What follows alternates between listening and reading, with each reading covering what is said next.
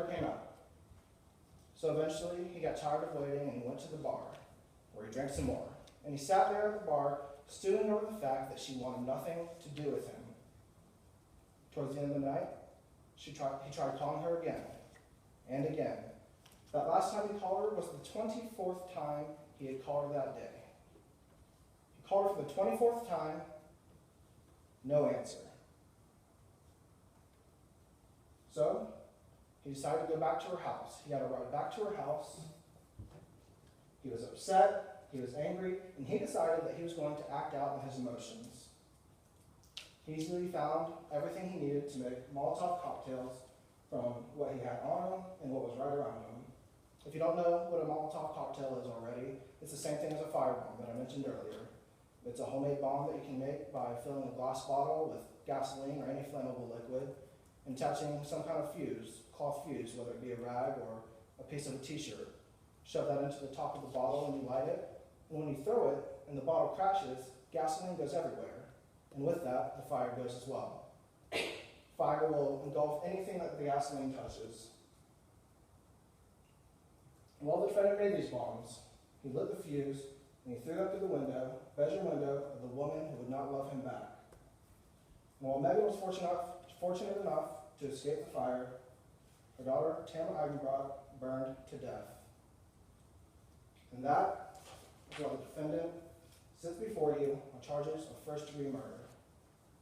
We, the state, hold the burden of proof, which means that we must prove the elements of the crime charged beyond a reasonable doubt. And that's fine with us, because we are confident that we'll do that today. Because reasonable doubt is not beyond a shadow of a doubt, it's not beyond all doubt. Reasonable doubt is not an imaginary doubt, speculative doubt, or a forced doubt. It's doubt that is truly founded in reason. And by the end of this trial, after seeing all of the evidence, we expect you to see that there is no other reasonable explanation for what happened that night. It doesn't matter if the defendant intended to hurt anyone at all. It doesn't matter if the defendant was mad at Megan, but that it was Tamara who unfortunately lost her life in this incident. The only thing that matters is that the defendant willfully burned down someone's house, and as a result, someone lost their life. Because in order to prove first-degree murder, we need to prove that the defendant caused the death of someone during the perpetration of any arson. Arson being the willful and malicious burning of someone's home. Members of the jury, today the evidence will show you that the defendant burned down his ex-girlfriend's home, and as a result, Tamara Eigenbrock burned to death inside. And when we do that, we must return a verdict of guilty.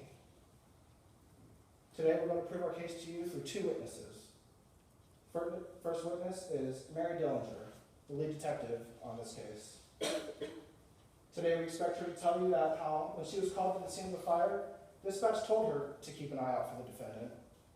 And as she circled around the area of the crime, lo and behold, she found Josh Wallace walking down the street.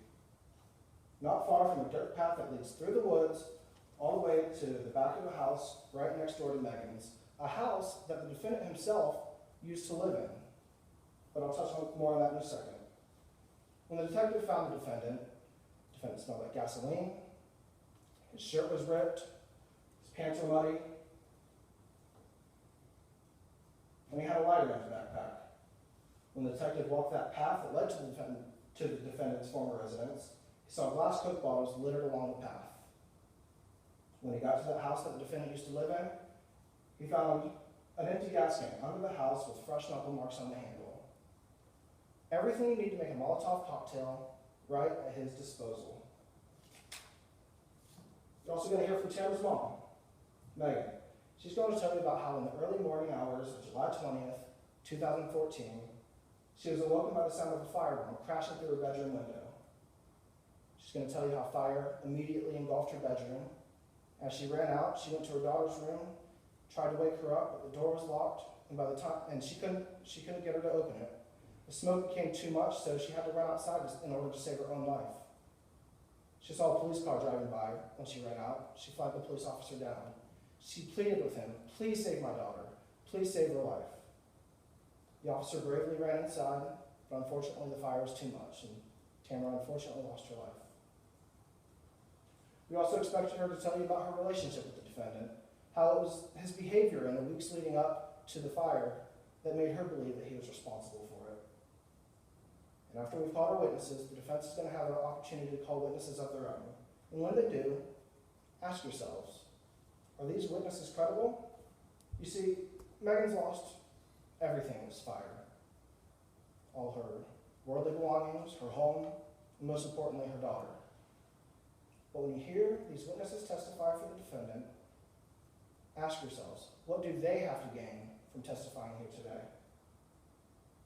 And after you ask yourself this, and after you review the evidence, we expect you to see that the defendant's actions only support one conclusion: guilt.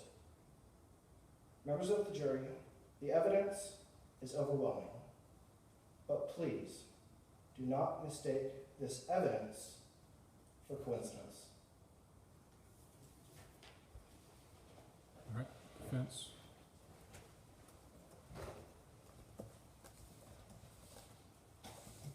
May I please court?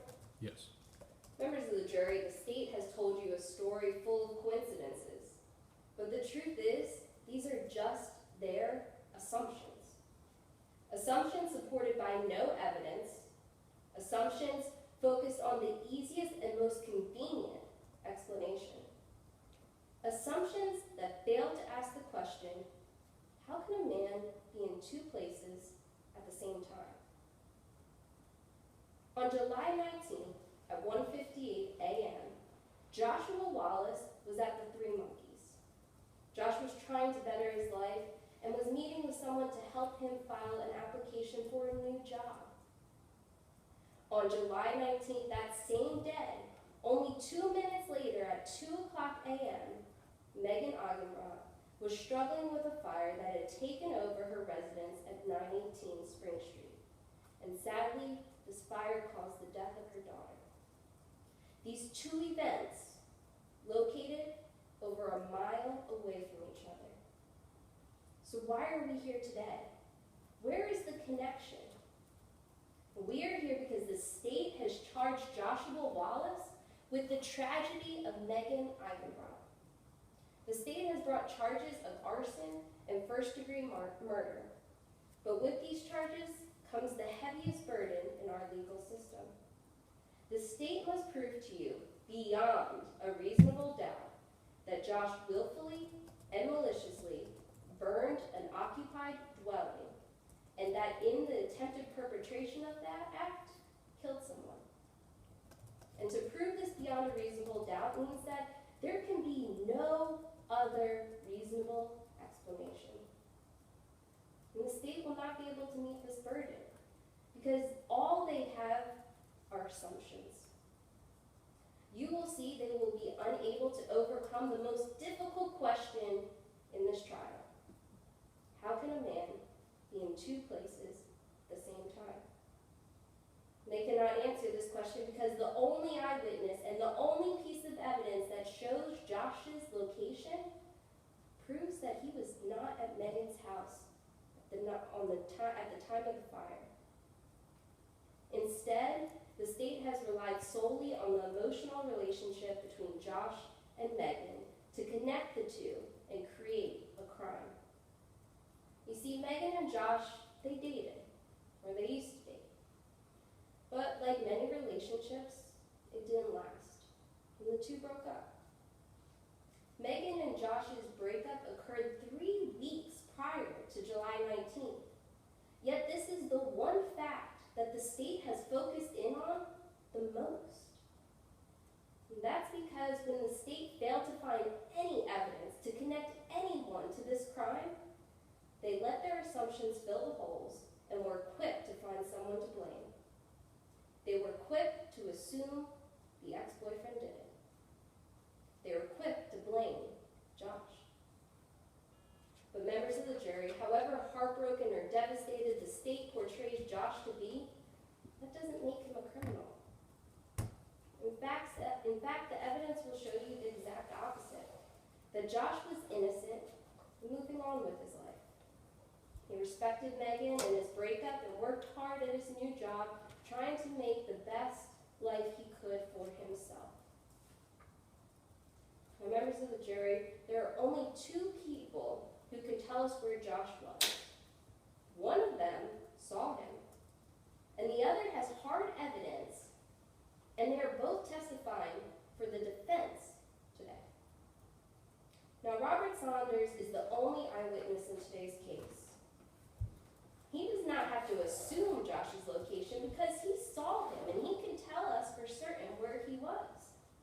Robert will testify that he was with Josh at the Three Monkeys until 2:00 a.m. on July 19th. Robert will tell you that he asked Josh to join him there earlier that day when Josh was looking to apply for a new job. Robert will also say that he spent most of the night helping Josh with mock interviews and employee paperwork. You will hear that when they finished discussing business matters, they turned their conversation into one where they mutually loved their dogs, their German Shepherds. And finally, you will hear that at 2 a.m., Robert left Josh sitting at the Three Monkeys.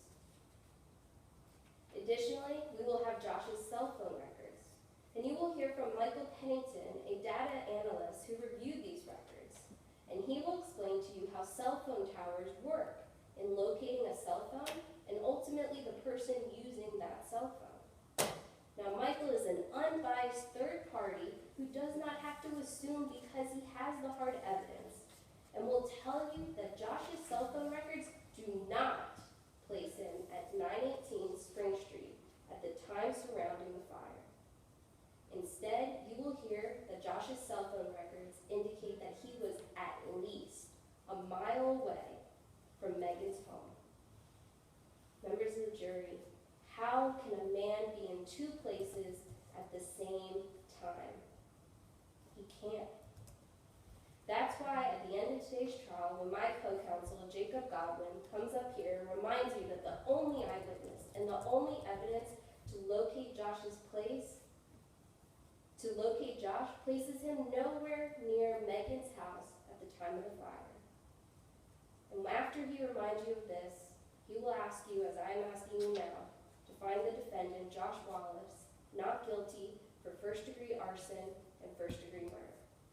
Thank you. All right. State, call your first witness. State calls Mary Dellinger.